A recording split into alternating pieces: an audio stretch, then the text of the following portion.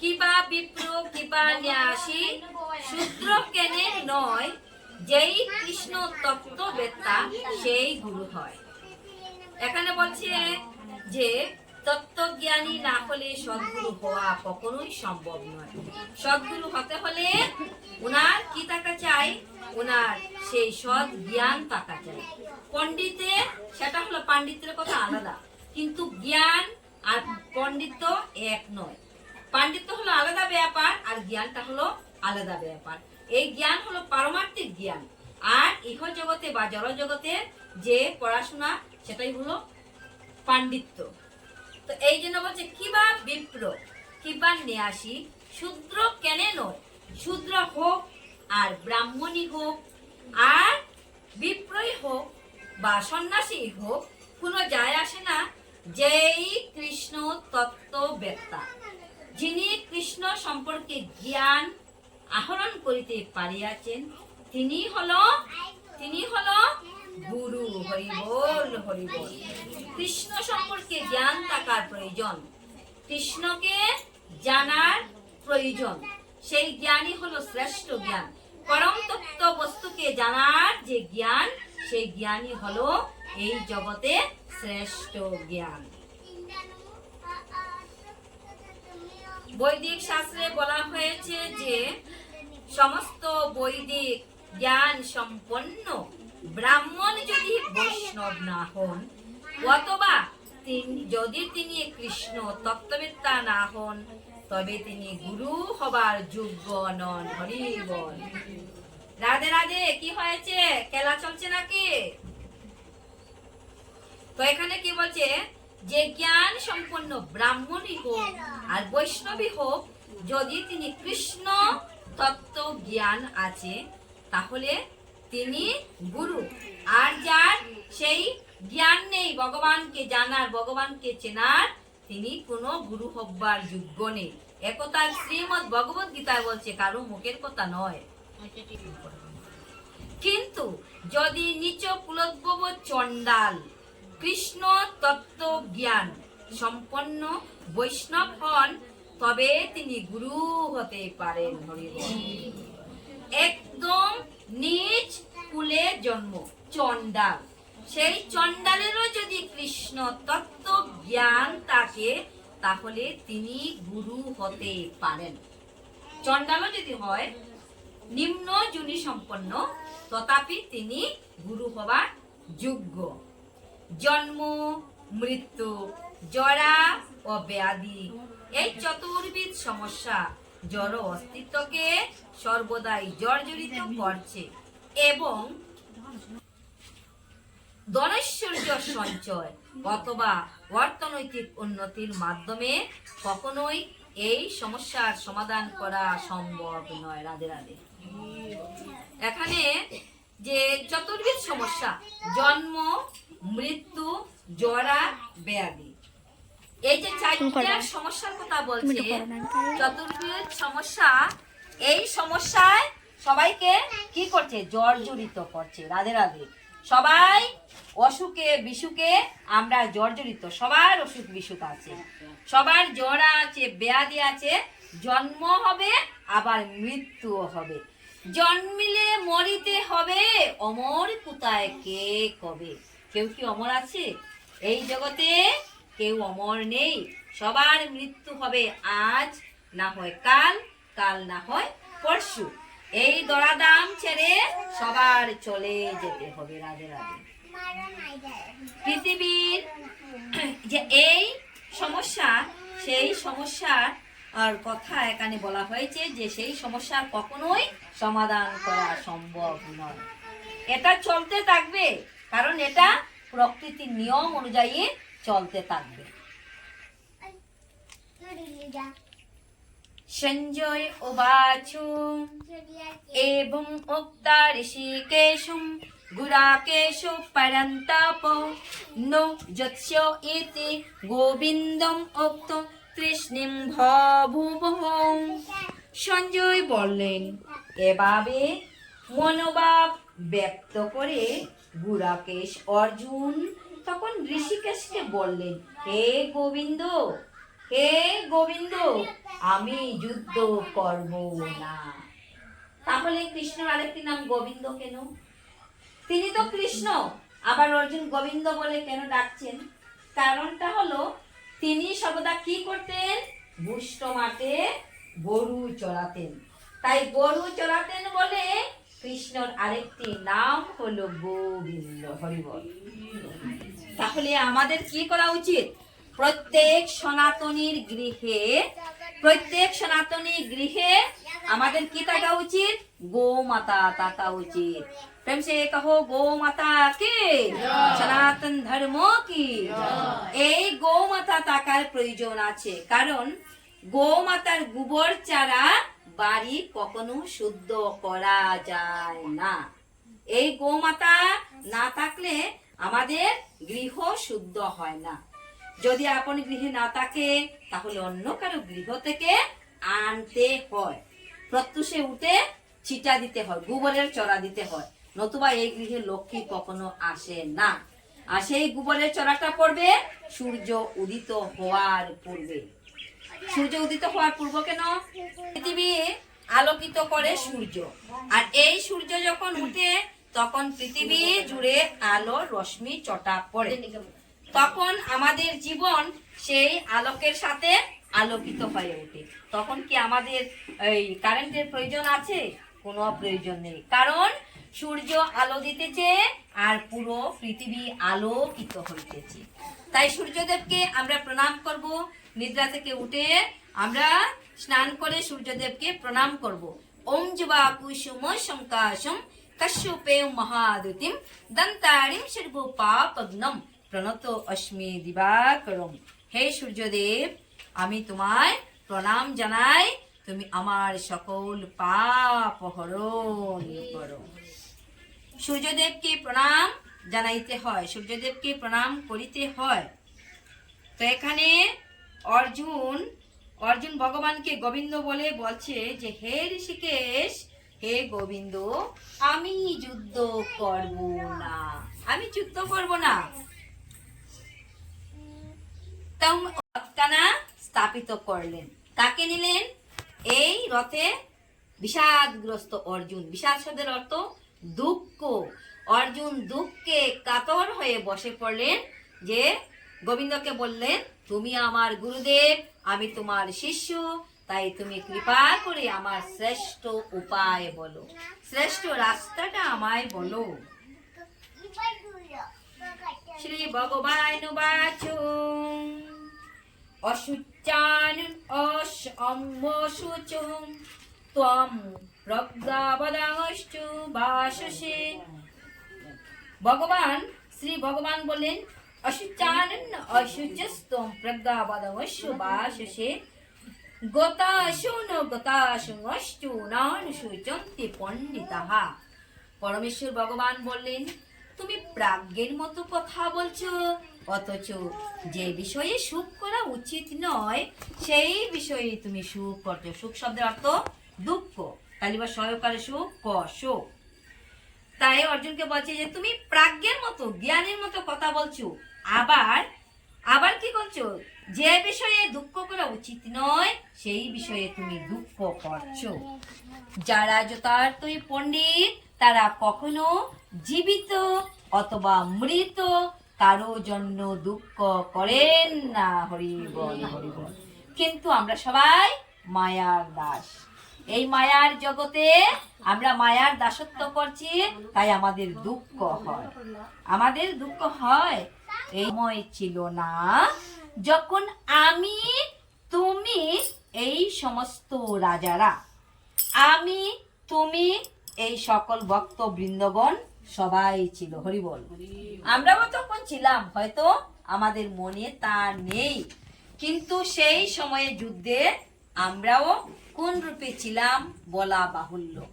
অর্জুনকে এই কথা বলছে যে সেই সময় আমি, তুমি, সমস্ত রাজারা ছিলেন না, এবং ভবিষ্যতে কখনো আমাদের অস্তিত্ব বিনষ্ট হবে না।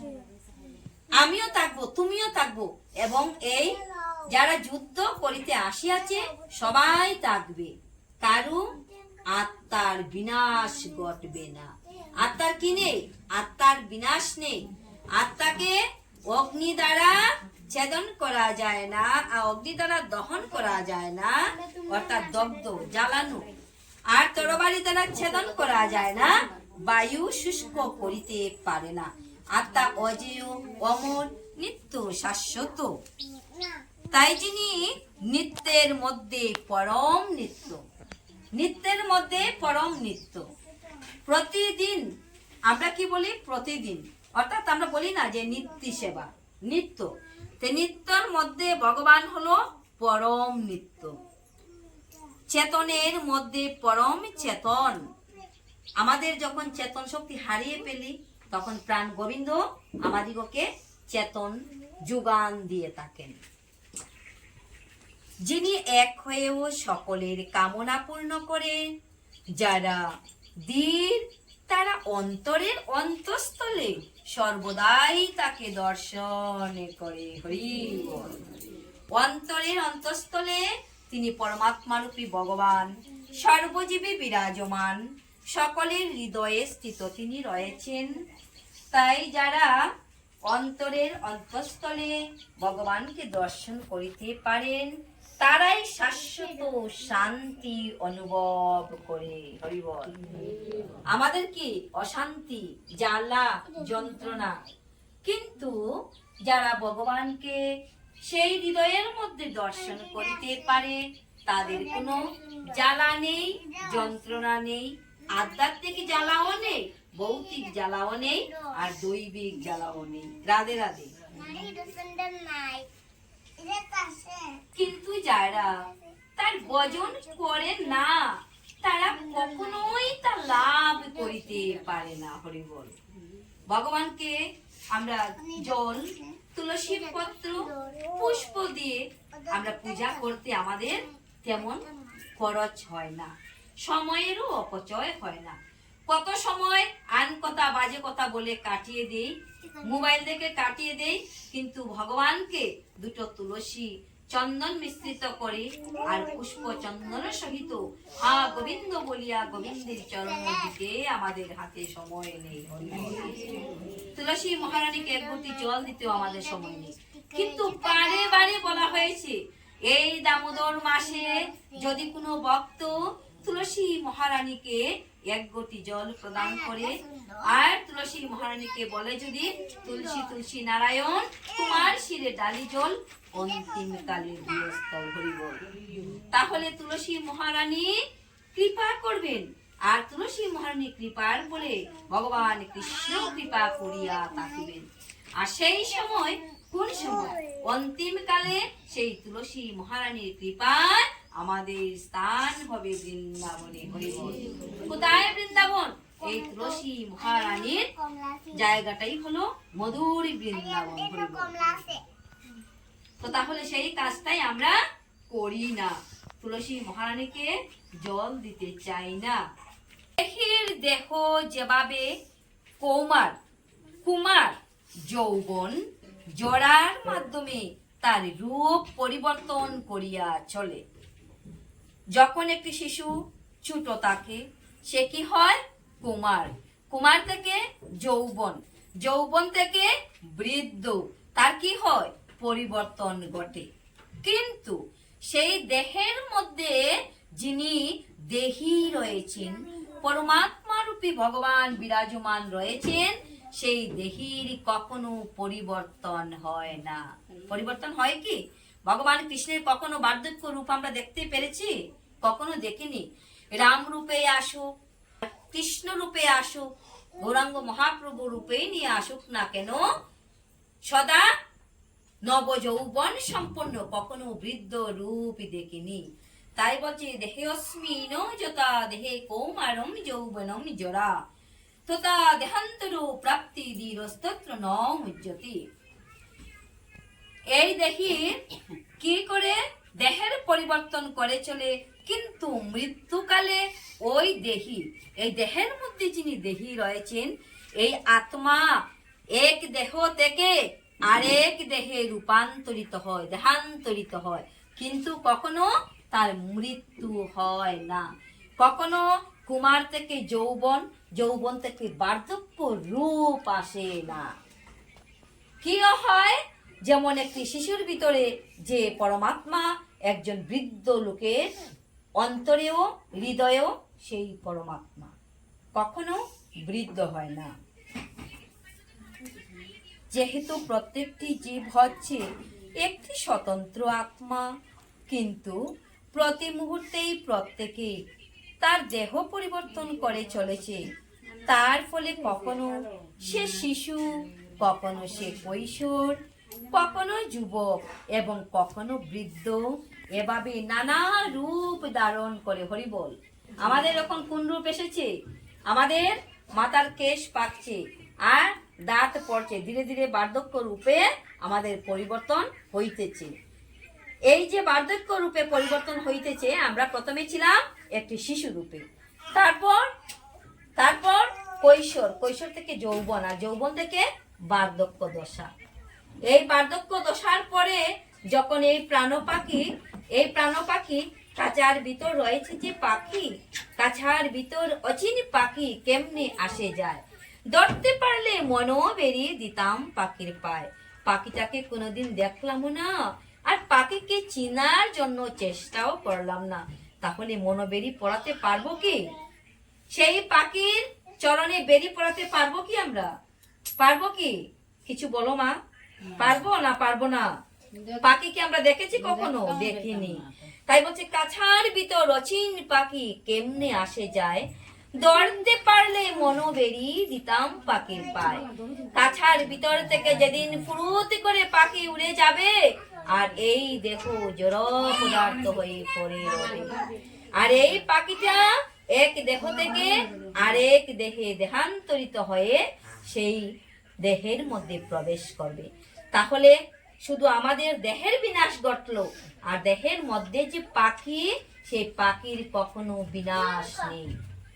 দেহের মধ্যে পরমাত্মা রূপী পাখি আছে, আর জীবাত্মা রূপী পাখি বুক করিয়া চলছে। আর এই জীবাত্মা রূপ পাখির সাক্ষীটা কে দেবে? পরমাত্মা রূপ পাখি সাক্ষী দেবে। হরি বল। সেই পাখিটা হলো সাক্ষী রূপ পাখি। আমাদের সাক্ষী এই জগতে উকিলও লাগবে না, জজও লাগবে না, কোনো বিচারকও লাগবে না। যেদিন হাইকোর্টেতে উকিল মিলবে না, পরমাত্মা রূপ সাক্ষী পাখি গিয়ে আমার বিচার দেবে। হরি বল। সীতা, সত্তা, পতিব্রতা, ব্রহ্মাবলী, ব্রহ্মবিদ্যা, ত্রিসন্ধ্যা, মুক্তি গেহিনী, অর্ধমাত্রা, চিদানন্দা, ভবগ্নি, ভ্রান্তি নাশিনী, বেদত্রয়ী, পরানন্দা, তত্ত্বার্থ জ্ঞান মঞ্জুরি। হরে কৃষ্ণ কৃষ্ণ কৃষ্ণ হরে হরে, হরে রাম রাম রাম হরে হরে, হরে কৃষ্ণ কৃষ্ণ কৃষ্ণ হরে হরে, হরে রাম রাম রাম হরে হরে, হরে কৃষ্ণ কৃষ্ণ কৃষ্ণ হরে হরে, হরে রাম রাম রাম হরে হরে। ওম শান্তি, ওম শান্তি, ওম শান্তি। বলো শ্রীমদ্ ভগবদ গীতা কি, আজকের আনন্দ কি, জয় শ্রী কৃষ্ণ চৈতন্য মহাপ্রভু কি, জয় শ্রী শ্রী রাম কৃষ্ণ গোসাই কি, শ্রী শ্রী নারায়ণ গোসাই কি, আপন আপন গুরুদেব কি, আপন আপন মাতা পিতা কি, দামোদর মাস কি, ভক্তের বাঞ্ছা পূর্ণকারী ভগবান কৃষ্ণচন্দ্র কি, 64 মহন্ত কি, অষ্ট কবিরাজ কি, সনাতন ধর্ম কি, সনাতন ধর্ম की, भारत माता की, अयोध्या धाम की, श्री श्री वृंदावन धाम की, गंगा मैया की, যমুনা मैया की, सीतापति रामचंद्र की, भक्त हनुमान की, भक्त प्रहलाद की, আজকের আনন্দ কি, ফুল করতাল কি, দামোদর মাস কি, কার্তিক ব্রত কি, সকল সাধুগুরু বৈষ্ণবগণ কি, সকল ভক্ত বৃন্দ কি, হরে কৃষ্ণ প্রীতি প্রেমানন্দে।